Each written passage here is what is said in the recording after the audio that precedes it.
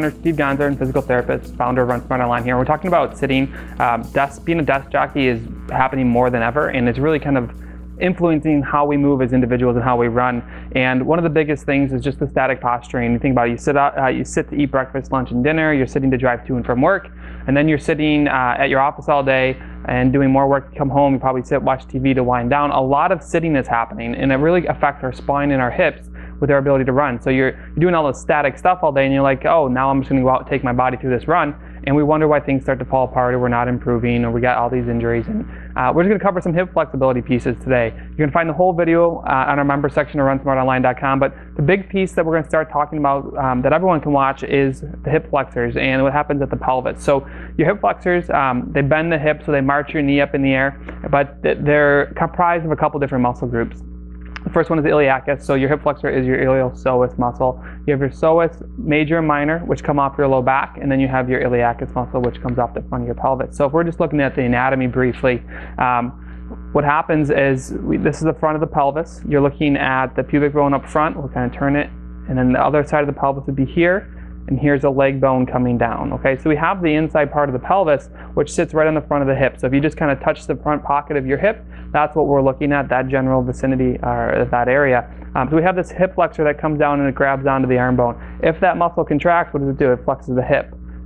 And that's great for when we're running. As you drive the hip forward, you need to be able to fire through there. But the biggest piece we're going to find is that the great front hip stabilizer, so you can get a lot of glute force. And if you're real tight here, what's going to happen is you're going to lose all your force towards push-off, and that's what we're going to talk about in a minute.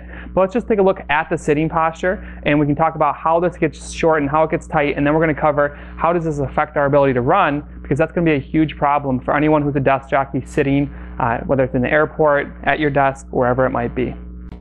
So believe it or not, most people know their posture is pretty bad, but fixing it seems like more of a chore than anything. So you just kind of say, whatever, I'll just deal with it. My posture's bad, so it's bad. But there's a lot of implications here. Think about all the times that you were sitting. If you were to take your arm and put it in a sling every single time you were sitting, and then when you're not sitting, you're up walking around, running, doing whatever, you take it out of the sling and use it. And then think about that for 10, 15, 20, 30, 40 years, how stiff your arm would be. Would you be able to go out and throw a ball really well? Your mechanics would be thrown off. And that's what we're seeing with all these people who are sitting continuously throughout the day, is even if you're fighting your posture, you're gonna slouch. Too often, we see people here not using the back of the chair, real rounded back in that forward pushed head. And for those of you who can't see the monitor real well, you're even further ahead just squinting at the screen. This static posturing, you're doing this throughout the day, 8 hours, 10 hours plus a day, and then you're looking for yourself to get up tall and start rotating through your run with good hip flexibility. It's just not going to happen because you're stuck here. This is the equivalent of throwing your arm in a sling all day. Thoracic spine gets real stiff. Your hip flexors get real tight. And it definitely changes the way we move. So if we look at just the posturing of a sit, as I sit here, slouch position, ideally we'd like to be up higher, but even when you sit with good posture, what's going to happen is your hip goes into flexion. So if I flex my hip, what happens? The hip flexes, and you can just see with the pleat of my pants, it goes on slack. That is the equivalent of that sling analogy. You're tightening the front of your hip over time. It's going to lose your ability to extend your hip backwards. So the whole piece here is, this is why standing workstations are so popular now, because not only is sitting poor for your back and it can ruin your back, but it's also poor for your hips. And you can't have a good low back if you don't have a good set of hips.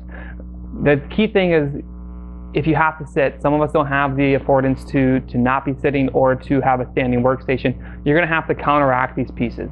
So what we're going to do is let's talk a little bit about the running motion. We're going to talk about how we can address this hip tightness, and then for our members, you can check out the video on the link below, and we're going to show you how to stretch, how to open the hips, and how to get the hips moving so we can generate force. But let's talk about how this affects your ability to run. So when we're looking to run, we obviously want to take all the force and give ourselves that best push going forward. So we really need to maximize how much force we can transfer into the ground on the backside of our push-off. Any kind of leakage, either through movement of the foot turning in and out, rotation from the hips. If you're not turning this back leg into stone at push-off, you're really losing out on your forward push. This is where people try to keep running more mileage to run faster, when really they just need to take a look at some of the mechanics. And one of the biggest things is that push off. You need to not leak energy here. hip flexor tightness, whether you have it inherently or you just sit a lot and you have that tightness, it's going to be a huge problem. Just think about what's happening here. As you push off and as you come through and you're going to land, you're going to accept a lot of load on that front leg. 290% of your body weight in 5 milliseconds. You're going to hit and accept all that load. Your knee's going to bend and your other leg's going to be swinging through. But as that leg comes back, you're going to stop and you're going to start to straighten things to transfer that force back in the ground. So it's all about receiving force on entry and distributing it back into the ground at push-off. So as this foot comes through, and as we come through, our front pocket needs to have some length here. If we don't have length in our front hip pocket, what's going to happen is you're going to start compensating. Your body always follows the path of least resistance. It could care less about task efficiency. Its goal is task completion. So if you have the ability to compensate, if you don't have the range, your body's going to get the job done, but it's going to compensate to get there. And this is where we see all these things starting to happen. So when we look at hip flexibility, a couple things we're going to see. As this foot comes off, there's ways to release tension. Again, your body follows the path of least resistance.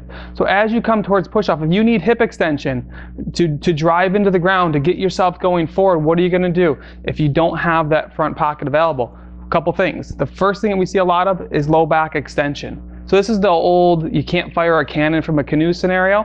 If you're going to distribute all this force into the ground, you need to be stable up top. Here's your cannon. Here's your base. If this is a canoe and it's shifting all over the place and you can't fire into the ground, you're leaking energy. So that's a big compensation we see. We see it with walking a lot. Low back extension with every step because we don't have hip extension. It pulls the pelvis forward at push-off so you don't get all that force driving forward. The other thing that we see is rotating of the hips. So you'll actually see someone open their hips a lot and they'll turn. So as you're trying to get this leg to turn into stone so you can transfer force down the shaft of the leg into the foot and into the ground. What's happening is the parts up top are moving and they're slipping. You'll actually see a piston of the foot. If you've ever seen someone running and they come off and their foot swings out wide and they kind of toe out, or you catch the heel on the other part, that's usually a dead giveaway of either a muscle imbalance of the hip or just not having great push-off mechanics. As they come back to push off, they rotate, they open up the whole leg, and they come through. The other thing we're going to see is a huge energy leak. An energy leak means you're not taking all your force from your muscles down the shaft of the leg into the ground, and you're not maximizing your push-off. Do you ever see a bouncy runner? They're just constantly up and down. They look like a spring, but they're not going anywhere. They just got a ton of bounce to them. What happens is as we go to push-off, the better hip extension we get, so we look at the line of push. If I get great hip extension coming forward, my line of push is a lot of forward push at push off. But what if we don't have that hip extension? What if I just shortchange my stride? So as I come through, I run out of range, this is all I have, and now I push. A lot of up, right? So we always want to maximize that forward push, but not having great hip extension gives you a lot of upward push, so you're a bouncy runner, you don't go anywhere, but having great hip extension gives you that more horizontal push to drive you forward. You need to have good front pocket flexibility to get there, and we're going to show you how to do that stretch. The other thing that we see is a lot of people just completely leak energy because they don't have hip extension. They come through, if I need my hip to extend to here, but it doesn't have the length, I'll cut my push-off phase short, which is a travesty, because think about it. Push-off phase is where your speed comes from, and if you're cutting it short because you don't have the hip flexibility, you're really leaving a lot on the table as far as speed. What we'll see, if I need this much hip extension to run, but I don't have it, I'll bend my knee. See how my foot stays still, but my hip comes into flexion. I lose extension. You can't distribute force off a bent leg. At push-off, we need that nice straight leg to drive ourselves forward. So a lot of ways to leak energy. That's the key of this. If you're trying to run faster, you're trying to avoid injury, because you need to at least address and make sure that your hips are good. You need to run from the hips. If you're tight, you're sitting all day, you're sitting on your assets, that is a huge problem. Hip flexibility is so key. Let me show you how to stretch those hips out in a couple different planes and really maximizing your hip flexibility while avoiding compensation.